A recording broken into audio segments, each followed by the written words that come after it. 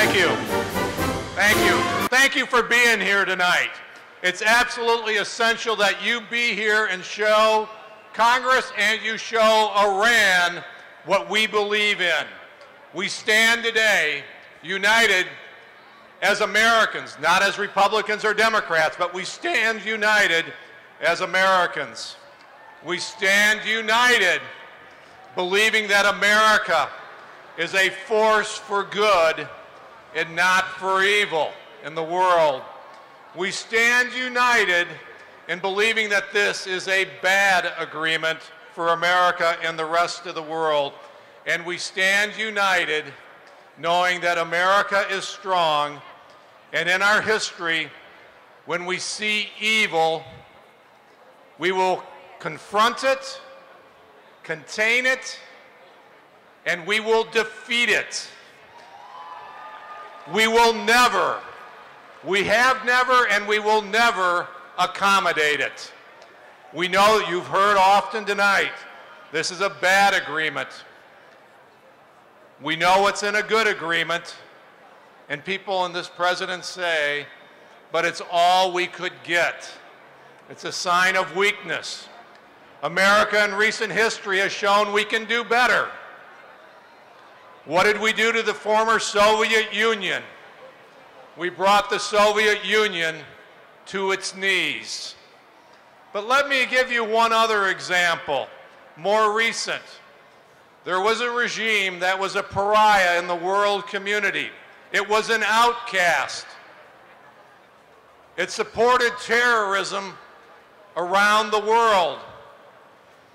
It blew up a civilian airliner over Lockerbie, Scotland, and 270 civilians were killed.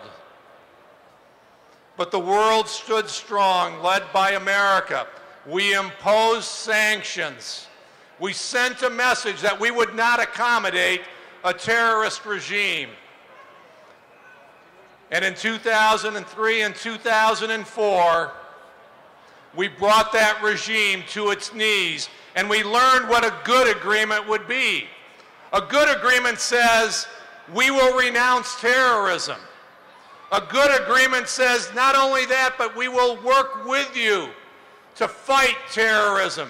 We will identify terrorists in our midst, and we will bring them to justice.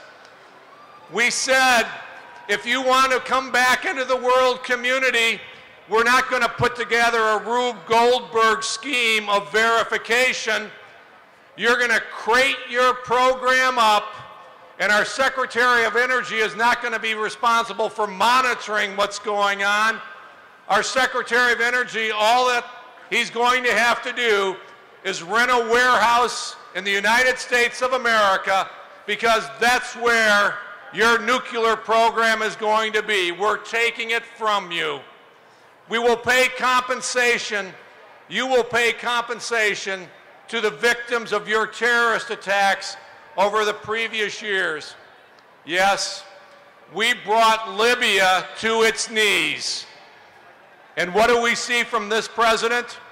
We'll talk about, in the future, we'll talk about how he snatched defeat from the jaws of victory in Libya. But for 8 years, Libya did everything we asked them to do. And now we're sending the world a different message. Not only are we sending a message to Iran, we're also sending a message to ISIS. It says that our strategy is no longer containment, confrontation, and defeat. America's strategy is now accommodation. Let's send a message to Congress. Let's send a message to this president that America will not change its strategy.